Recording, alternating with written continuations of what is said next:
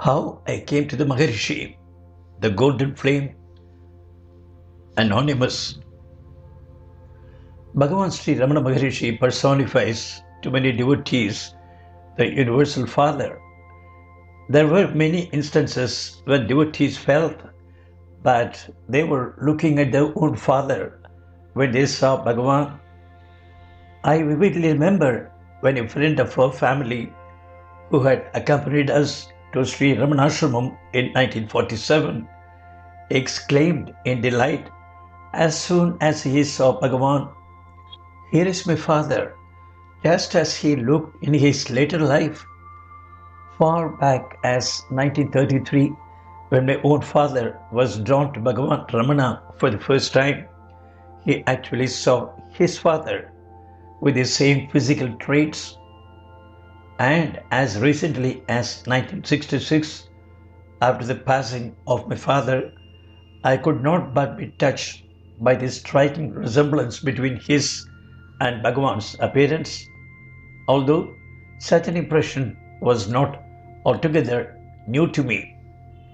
Indeed, Bhagavan Sri Ramana is the embodiment of fatherhood that is at once universal and transcendental.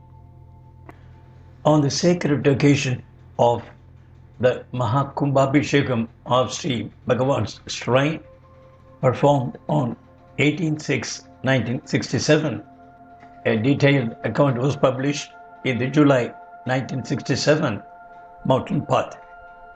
Many an illustrious pen poured forth its spontaneous homage to his lotus feet. Before them, mine is like a candle before the splendor of the sun.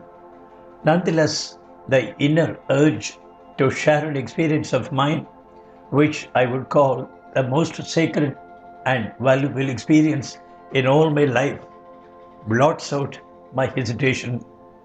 It is just an insignificant parijata flower in the midst of thousands of fragrant roses. Experience with Sri Bhagavan and his grace used to be recounted very often by my father, together with other incidents in his life rich with spiritual lessons. As a boy of about 12, I used to listen avidly, and as a result, these narrations took deep root in me, ripening into an incessant desire to have Bhagavan's darshan, to touch him, and to always be near him. During my daily prayer, my mind used to fix itself on the frontispiece of photograph of Bhagavan Ramana appearing in his books, and would fervently pray for his darshan. As time rolled by, the yearning intensified, but no call came. Once or twice I ventured to ask my father about it, but he used to simply brush it aside with the remark, "If and when Bhagavan calls you, you will go." Then, one day, the first experience came. I think it was in 1945. One night, during deep sleep, I dreamt that I was sitting in the corner of a room, waiting for somebody. I then saw Bhagavan Ramana slowly enter the room.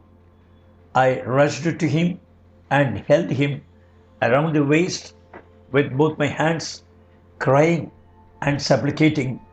But Bhagavan simply passed on with apparent unconcern. I woke up and thought about this dream for a long time. It seemed so disappointing that there had been no response from him.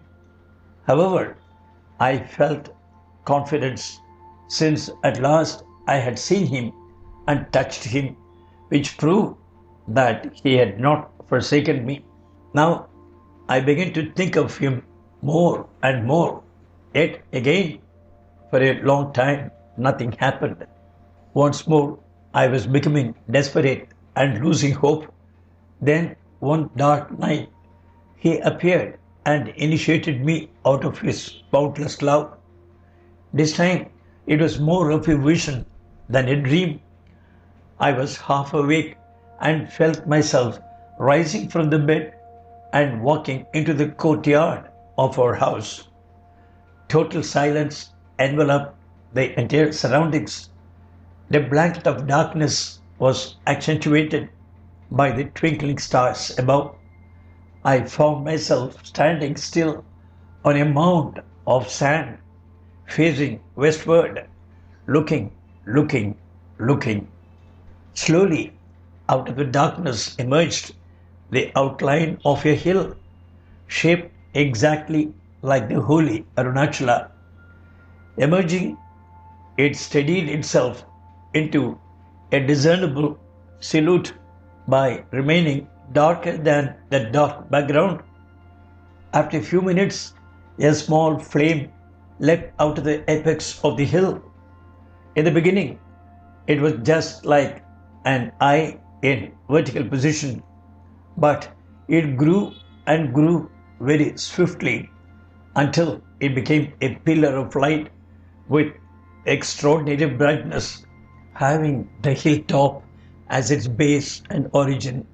Its height touched the very heavens. Its splendor was beyond description. It was just the shape of the flame of a lamp when it burns steadily, golden colored, shining as if 1,000 suns had arisen together. Its golden rays fell on my body. I was riveted to the spot and found that I could move neither hand nor foot. I stood there as one totally hypnotized, oblivious of anything else but the burning golden flame. My mind was in raptures, throbbing with an ecstatic joy which seemed to burst out of my body. How long I stood like this, I cannot say, for time seemed to stop altogether. Then I became conscious of the scene and felt that I was not alone in that spot. With an effort, I turned my face to the right and found Bhagavan Sri Ramana was standing there, looking at me. On his lips played the most bewitching smile, while his eyes poured out boundless compassion and love. When I saw him, I forgot the duty and everything else and tried to fall at his feet. But he gently stopped me by placing his divine hand upon my head.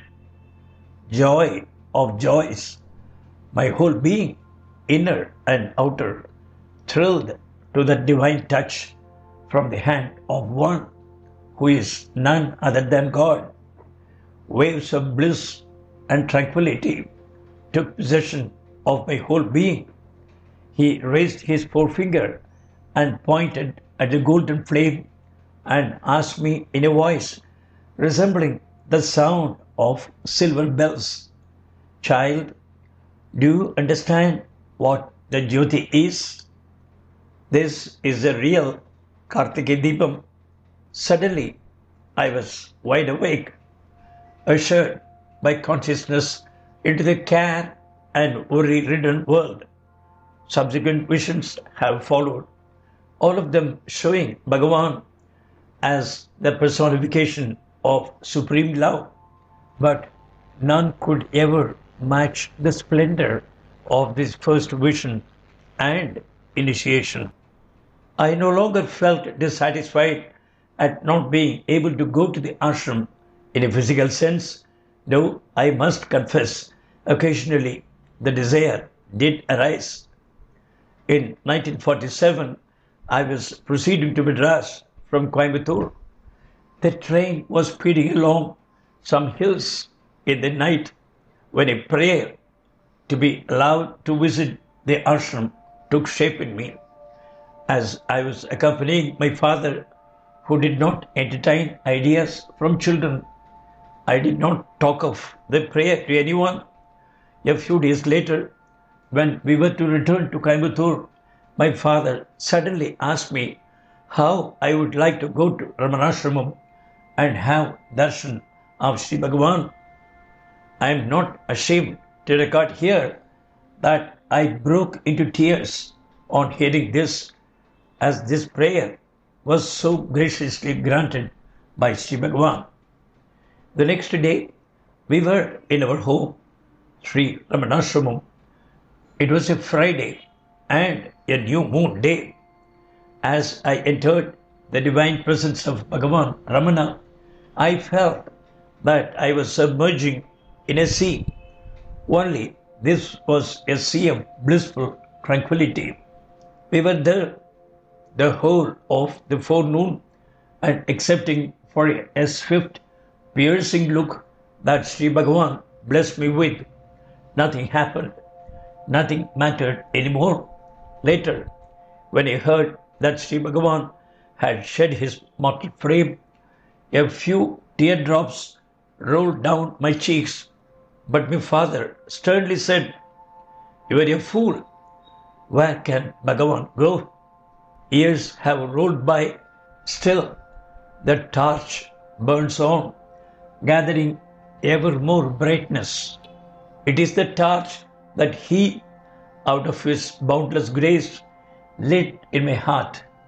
Now, my children, in their turn, ask me, "Father, when will Bhagavan Tata come to us?" I feel too full to reply to them. Yet sometimes I say, "All in good time, children. Learn to labor and to wait. When the messenger comes carrying the authority of inexorable time, may my heart surrender to him, and may my lips whisper, Om Namo Bhagavate Sri Ramanaya." Sourced from The Mountain Path, January 1966.